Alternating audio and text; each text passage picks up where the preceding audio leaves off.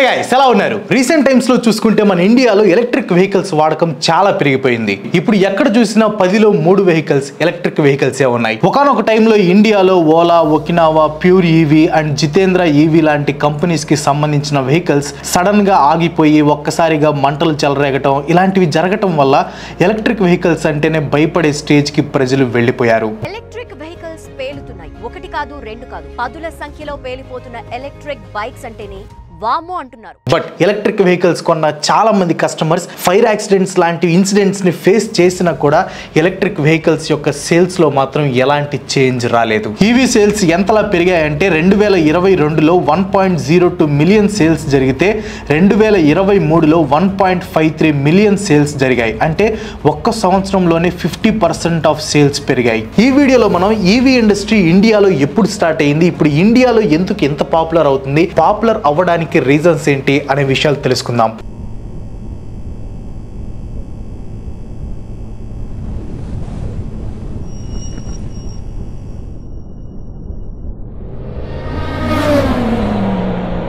Car manufacturing companies అయిన Mercedes Benz, Audi, Hyundai, Mahindra, BMW and Renault లాంటి companies అన్ని కూడా ఈవీ వెహికల్స్ ని మ్యానుఫ్యాక్చరింగ్ చేస్తున్నాయి. బట్ ఈ ఈవీ ఇండస్ట్రీ ఎప్పుడు స్టార్ట్ అయిందో తెలుసా? ఒక ఎలక్ట్రిక్ కార్ నడవాలంటే దానికి ఒక ఎలక్ట్రిక్ మోటార్ కావాలి. 1828లో అన్యూస్ జెడ్లింక్ అనే ఆయన ఒక ఎలక్ట్రిక్ మోటార్ ని కనిపెట్టి ఆ మోటార్ తోనే ఒక చిన్న ఎలక్ట్రిక్ మోడల్ కార్ ని తయారు చేశాడు.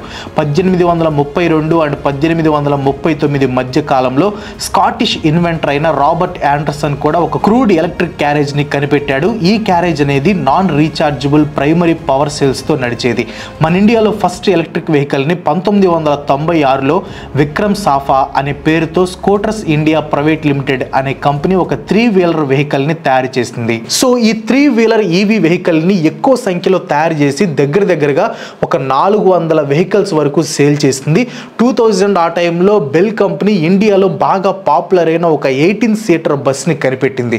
అండ్ ఆ తర్వాత దాదాపు 400 ఎలక్ట్రిక్ వ్యాన్స్ ని తయారు చేసి ఢిల్లీలో రన్ చేశారు. కానీ ఈ ఎలక్ట్రిక్ వ్యాన్స్ కి లైఫ్ తక్కువగా ఉండటం అండ్ బ్యాటరీ కాస్ట్ ఎక్కువ ఉండటం వల్ల మార్కెట్ లో ఈవీ వ్యాన్స్ యొక్క డిమాండ్ అనేది తగ్గిపోయింది. 19th సెంచరీలోనే ఎలక్ట్రిక్ వెహికల్స్ వచ్చాయి. కానీ ఇక్కడ వచ్చిన ప్రాబ్లం ఏంటంటే ఈ ఎలక్ట్రిక్ వెహికల్స్ లో రేంజ్ అండ్ స్పీడ్ అనేది చాలా తక్కువగా ఉండేది. అండ్ అలానే హై కాస్ట్ ఉండటం వల్ల మొత్తం వరల్డ్ వైడ్ గా వీటి మార్కెట్ అనేది పడిపోయింది. బట్ ఇప్పుడు పెరుగుతున్న పెట్రోల్ అండ్ డీజిల్ రేట్స్ వల్ల అండ్ పెరుగుతున్న పొల్యూషన్ వల్ల ఎలక్ట్రిక్ వెహికల్స్ ని ఒక క్లీన్ మోడ్ ఆఫ్ ట్రాన్స్పోర్టేషన్ కింద ప్రజలందరూ చూడటం స్టార్ట్ చేశారు. ప్రెసెంట్ ఈవీ వెహికల్స్ పాపులర్ అవుతున్నాయంటే దానికి కారణం both government and EV companies యొక్క ఎఫర్ట్స్. ఇంటర్నేషనల్ ఎనర్జీ ఏజెన్సీ అంచనా ప్రకారం 2030 నాటికి రోడ్ల మీద 145 మిలియన్ ఎలక్ట్రిక్ వెహికల్స్ తిరిగే అవకాశం ఉంది. బేసిక్ ఎలక్ట్రిక్ వెహికల్స్ లో సేమ్ నార్మల్ వెహికల్స్ లో ఉన్నట్టే 2 వీలర్స్, 3 వీలర్స్ అండ్ 4 వీలర్స్ కూడా ఉంటాయి.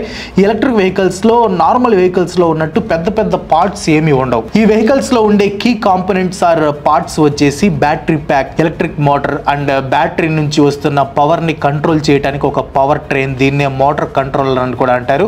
అండ్ వచ్చిన ఎలక్ట్రిక్ కరెంట్ ని AC ఆర్ DC లోకి కన్వర్ట్ చేయడానికి ఒక ఇన్వర్టర్ ఉంటుంది.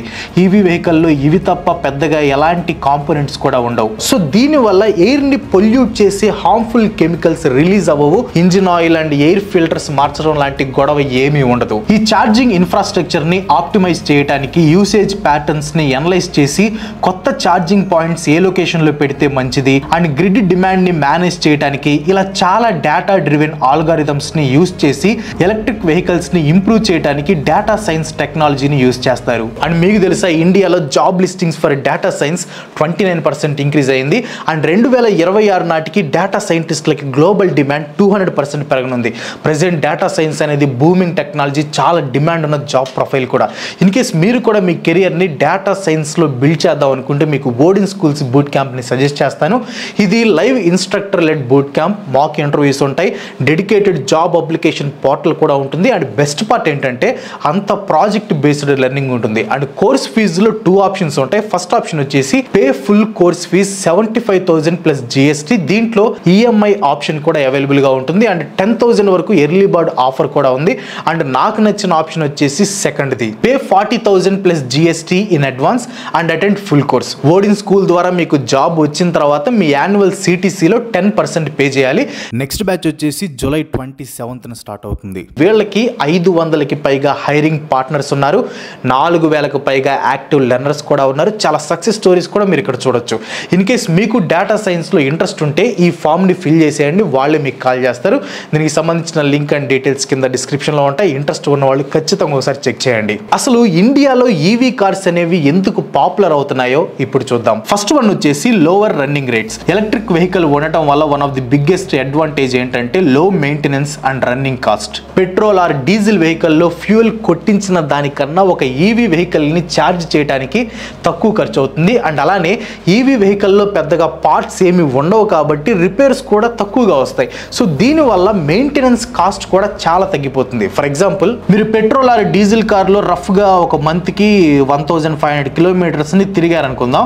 మీ కార్ ఒక 12 కిలోమీటర్స్ మైలేజ్ ఇస్తుంది అనుకుంటే మొత్తం 13,750 రూపాయలు కేవలం పెట్రోల్కే ఖర్చు చేయాల్సి వస్తుంది. అదే ఎలక్ట్రిక్ వెహికల్ అయితే సేమ్ అదే డిస్టెన్స్కి జస్ట్ 2,500 లేదా 3,000 మాత్రమే అవుతుంది. ఎందుకంటే EV వెహికల్ని ఒక్కసారి ఛార్జ్ చేస్తే 200 నుంచి 500 కిలోమీటర్స్ వరకు వెళ్తుంది. మన ఇండియాలో హైయెస్ట్ రేంజ్ ఇచ్చే car Tata Nexon EV car అనమాట. ఇది సింగిల్ ఛార్జ్తో 453 కిలోమీటర్స్ నడుస్తుంది. అండ్ సెకండ్ వన్ వచ్చేసి ఎన్విరాన్మెంటల్ బెనిఫిట్స్. ప్రజెంట్ మన ఇండియాలో చూసుకుంటే ఎండలు చాలా భయంకరంగా ఉన్నాయి. ఈ ఎండలు ఎక్కువగా ఉండడానికి one of the main reason pollution. Air pollution ఎక్కువ అవడానికి వన్ ఆఫ్ ది రీజన్ మనం వాడే పెట్రోల్ అండ్ డీజిల్ వెహికల్స్. ఈ వెహికల్స్ నుంచి రిలీజ్ అయ్యే స్మోక్లో carbon monoxide and nitrogen oxide, sulphur dioxide లాంటి డేంజరస్ గ్యాసెస్ ఉంటాయి. దీనివల్ల ఎయిర్ పొల్యూషన్ చాలా ఎక్కువ అవుతుంది. సో ఎలక్ట్రిక్ వెహికల్స్ వాడటం వల్ల ఈ ఎయిర్ పొల్యూషన్ని తగ్గించవచ్చు. ట్రాన్స్పోర్టేషన్ సెక్టార్లో ఎలక్ట్రిక్ వెహికల్స్ యూజ్ చేయడం ద్వారా కార్బన్ ఎమిషన్ అనేది చాలా వరకు తగ్గించవచ్చు. అండ్ EV వెహికల్స్ మ్యానుఫ్యాక్చర్ చేయడంలో కూడా ఎన్విరాన్మెంట్ని హార్మ్ చేసే మెటల్స్ అండ్ ప్లాస్టిక్స్ వాడకుండా eco friendly materials like aluminium alloys, carbon fibre, eco friendly plastic లాంటివి యూజ్ చేస్తారు. ఈ మెటీరియల్స్ అన్ని రీసైక్లబుల్ మెటీరియల్స్ కాబట్టి ఎన్విరాన్మెంట్కి పెద్దగా ప్రాబ్లం ఉండదు. అంతేకాకుండా ఎలక్ట్రిక్ వెహికల్స్లో ఇంజిన్స్ కాకుండా ఎలక్ట్రిక్ మోటార్స్ ఉంటాయి కాబట్టి నాయిస్ పొల్యూషన్ కూడా ఉండదు. అండ్ థర్డ్ వన్ వచ్చేసి గవర్నమెంట్ సబ్సిడీస్. ఫ్యూయల్ తో నడిచే వెహికల్స్ తో కంపేర్ చేస్తే EV వెహికల్స్ ప్రైస్ ఎక్కువగా ఉంటాయి. ఫర్ ఎగ్జాంపుల్ గా టాటా నెక్సాన్ కార్ ని తీసుకుందాం. Tata Nexon fuel variant ex showroom price వచ్చేసి 8 lakhs ఉంటే EV variant ex showroom price వచ్చేసి 14,50,000 ఉంటుంది. ఈ రెండింటికి మధ్య దగ్గర 6,50,000 డిఫరెన్స్ ఉంది. గవర్నమెంట్ ఎలక్ట్రిక్ వెహికల్స్ కొనుక్కునే వాళ్ళకి సబ్సిడీ ఇస్తుంది, అంతేకాకుండా ట్యాక్స్ బెనిఫిట్స్ కూడా ఇస్తుంది. ఓన్లీ బయర్స్ కే కాకుండా EV వెహికల్స్ మ్యానుఫ్యాక్చరర్స్ కి కూడా electric mobility promotion scheme EMPS 2024 కింద సబ్సిడీ ఇస్తుంది. ఇప్పుడు కొత్తగా EMPS 2024లో ఏప్రిల్ 1, 2024 నుంచి జూలై 31, 2024 వరకు సబ్సిడీ ఇవ్వడం కోసం 500 కోట్ల ఫండ్స్ ని అలొకేట్ చేసింది. ఈ స్కీమ్ లో 2 వీలర్స్ ఎలక్ట్రిక్ వెహికల్స్ కొన్న వాళ్ళకి 10,000 వరకు సబ్సిడీ వస్తుంది. అండ్ 3 వీలర్స్ కొన్న వాళ్ళకి 25,000 వరకు సబ్సిడీ ఇస్తుంది. ప్రెజెంట్ రిలీజ్ చేసిన EMPS స్కీమ్ కేవలం 4 నెలలు మాత్రమే ఉంటుంది. ఈ స్కీమ్ లో భాగంగా మొత్తం 3,72,215 ఎలక్ట్రిక్ వెహికల్స్ కి సబ్సిడీ సపోర్ట్ ని ఇస్తుంది. National government ministry of road transport EV30 at 2030 అనే టార్గెట్ ని పెట్టింది. ఈ టార్గెట్ లో 2030 కల్లా 30% new registered private cars, 40% buses, 70% private cars, 80% 2 wheelers and 3 wheelers అన్ని కూడా ఎలక్ట్రిక్ అవ్వాలి అనే టార్గెట్ పెట్టింది. And fourth one insurance benefits. Fuel powered vehicles తో కంపేర్ చేస్తే ఎలక్ట్రిక్ వెహికల్స్ కి యాక్సిడెంట్స్ అనేవి చాలా రేర్ గా అవుతాయి. ఎందుకంటే ఎలక్ట్రిక్ వెహికల్స్ లో advanced safety features like collision avoidance systems, land departure warnings, adaptive cruise control లాంటి టెక్నాలజీస్ ఉండటం వల్ల both driver and passengers safe గా ఉంటారు. అలానే EV వెహికల్స్ కి మెయింటెనెన్స్ కాస్ట్ కూడా చాలా తక్కువ అవుతుంది. ఫ్యూయల్ పవర్డ్ కార్స్ కన్నా EV వెహికల్స్ యొక్క ఇన్సూరెన్స్ ప్రీమియమ్స్ అనేవి చాలా తక్కువగా ఉంటాయి. కొన్ని ఇన్సూరెన్స్ కంపెనీస్ అడిషనల్ గా బ్యాటరీ డ్యామేజ్ కవరేజ్ లాంటి స్పెషల్ ఇన్సూరెన్స్ పాలసీస్ ని ఆఫర్ ఆఫర్ చేస్తాయి. అంతేకాకుండా పాలసీ హోల్డర్కి ఎడిషనల్ ప్రొటెక్షన్ ఇచ్చే personal accident cover and third party liability cover లాంటి యాడ్ ఆన్ కవర్స్ని కూడా ఇన్సూరెన్స్ కంపెనీస్ ఆఫర్ చేస్తాయి. అండ్ ఫిఫ్త్ వన్ వచ్చేసి spacious cabin and more space. Electric vehicles కొనుక్కోవడం వల్ల వచ్చే ఇంకో అడ్వాంటేజ్ ఎక్కువ room space and storage space ఉంటుంది. ఎందుకంటే ఫ్యూయల్ పవర్డ్ కార్స్ లో engine, oil tanks, multi speed exhaust system లాంటివి ఉంటాయి. బట్ ఎలక్ట్రిక్ వెహికల్స్ లో అలాంటివి ఏమీ ఉండవు. వీటిల్లో ఒక చిన్న ఎలక్ట్రిక్ మోటార్ అండ్ వెహికల్ కి పవర్ ఇచ్చే ఇంజిన్ కి బదులుగా రీఛార్జబుల్ బ్యాటరీస్ ఉంటాయి. సో దీని వల్ల ఈవీ యొక్క ఎంటైర్ బాడీ డిజైన్ అనేది మారిపోతుంది. అండ్ ఫ్రంట్ లో ఇంజిన్ ఉండదు కాబట్టి కొన్ని కార్స్ లో ఆ ప్లేస్ లో కూడా స్టోరేజ్ చేసుకోవచ్చు. ఇంకా ఇంటీరియర్ లో exhaust system and gear box ఉండదు కాబట్టి మనం చూసే కార్స్ మధ్యలో ఉండే ఫ్లోర్ టన్నెల్ హంప్ అనేది ఉండకపోవడం వల్ల బ్యాక్ సీట్ లో ముగ్గురు కూర్చున్న ఎలాంటి ఇబ్బంది లేకుండా చాలా కంఫర్టబుల్ గా కూర్చోవచ్చు. ఎలక్ట్రిక్ వెహికల్స్ లో ఫ్లోర్ టన్నెల్ హంప్ ఎందుకు ఉండదంటే ఈవీ మ్యానుఫ్యాక్చరర్స్ ఒక స్మార్ట్ డిజైన్ ని యూజ్ చేస్తారు. దాని పేరే స్కేట్ బోర్డ్ సిస్టమ్. సేమ్ ఒక స్కేట్ కి ఫ్రంట్ అండ్ బ్యాక్ వీల్స్ ఉండి పైన ఒక ఫ్లాట్ సర్ఫేస్ ఎలా అయితే ఉంటుందో అలానే ఈ సిస్టమ్ కూడా ఉంటుంది. గ్యాస్ కార్స్ తో కంపేర్ చేస్తే ఈవీ కార్స్ లో సెంటర్ ఆఫ్ గ్రావిటీ తక్కువ ఉంటుంది. దీనివల్ల ఓవరాల్ వెహికల్ హ్యాండ్లింగ్ అనేది ఇంప్రూవ్ అవుతుంది. ఎలక్ట్రిక్ వెహికల్స్ లో అన్ని పాజిటివ్స్ అయినా నెగిటివ్స్ ఏమీ లేవా అంటే అవి కూడా ఉన్నాయి. ఎలక్ట్రిక్ వెహికల్స్ యొక్క ఆపరేషనల్ కాస్ట్ తక్కువ అవ్వచ్చేమో కానీ వీటి కాస్ట్ అనేది చాలా ఎక్కువ ఉంటుంది. సో దీనివల్ల ఎక్కువ మంది ఎలక్ట్రిక్ వెహికల్స్ కొనడానికి ఎక్కువ ఇంట్రెస్ట్ చూపించరు. ఇంకో నెగిటివ్ ఏంటంటే high battery cost and charging infrastructure. EV vehicles లో యూజ్ చేసే బ్యాటరీస్ అన్ని కూడా చాలా ఎక్స్పెన్సివ్ గా ఉంటాయి. ఒకవేళ ఈవీ యొక్క బ్యాటరీ పాడైపోతే దాన్ని మార్చాలంటే చాలా ఎక్కువ కాస్ట్ అవుతుంది. బ్యాటరీ టెక్నాలజీస్ లో ఎన్నో అడ్వాన్స్మెంట్స్ అండ్ మ్యానుఫ్యాక్చరింగ్ ఎఫిషియన్సీ పెరిగినా కూడా ఎలక్ట్రిక్ స్కూటర్ యొక్క ప్రైజెస్ లో మాత్రం చేంజ్ ఉండటం లేదు. ఒక విధంగా చెప్పాలంటే ఈవీ వెహికల్ ఎక్కువ కాస్ట్ ఉండడానికి మెయిన్ రీజన్ బ్యాటరీసే. ఇంకా ఛార్జింగ్ ఇన్ఫ్రాస్ట్రక్చర్ విషయానికి వస్తే మెయిన్ గా ఈవీ నడిచేది ఎలక్ట్రిక్ తో కాబట్టి దానికి ఛార్జింగ్ అనేది అయిపోతూ ఉంటుంది. సో అయిపోయిన వెంటనే ఛార్జింగ్ పెట్టాల్సి ఉంటుంది. ఇంటి దగ్గరలో ఛార్జింగ్ అయిపోతే పర్లేదు, ఎలాగోలా బండిని ఇంటి దాకా నెట్టుకొని వెళ్ళి ఛార్జింగ్ పెట్టొచ్చు. కానీ ఎక్కడో రోడ్డు మధ్యలో ఆగిపోయింది అనుకోండి, అప్పుడు పరిస్థితి ఏంటి?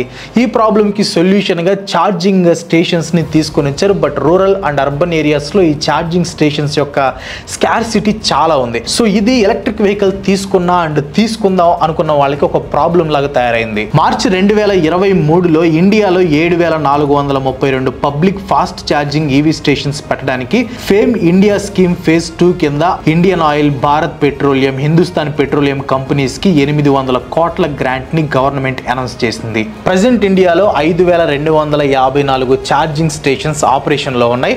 2030 గోల్ ని రీచ్ అవ్వాలంటే ఇండియాలో 46397 ఛార్జింగ్ స్టేషన్స్ కావాలి. 2030 కల్లా వాళ్ళు పెట్టిన టార్గెట్ ని రీచ్ అవుతారో లేదో చూద్దాం. That's all for today. ఈ వీడియో మీకు ఎలా అనిపించిందో కింద కామెంట్ లో పోస్ట్ చేయండి. ఎలక్ట్రిక్ వెహికల్స్ కొనటం బెటరా లేదా అనేది కూడా కింద కామెంట్ లో చెప్పండి. అండ్ ఈ వీడియో మీకు నచ్చితే ఒక లైక్ కొట్టి మీ ఫ్రెండ్స్ అండ్ ఫ్యామిలీకి షేర్ చేయండి. ఇంకా ఇలాంటి వీడియోస్ మరెన్నో చూడాలనుకుంటే వెంటనే మన ఛానల్కి సబ్స్క్రైబ్ చేసుకోండి. ఇంకొక మంచితో మళ్ళీ కలుసుకుందాం. సెలవు. Bye bye.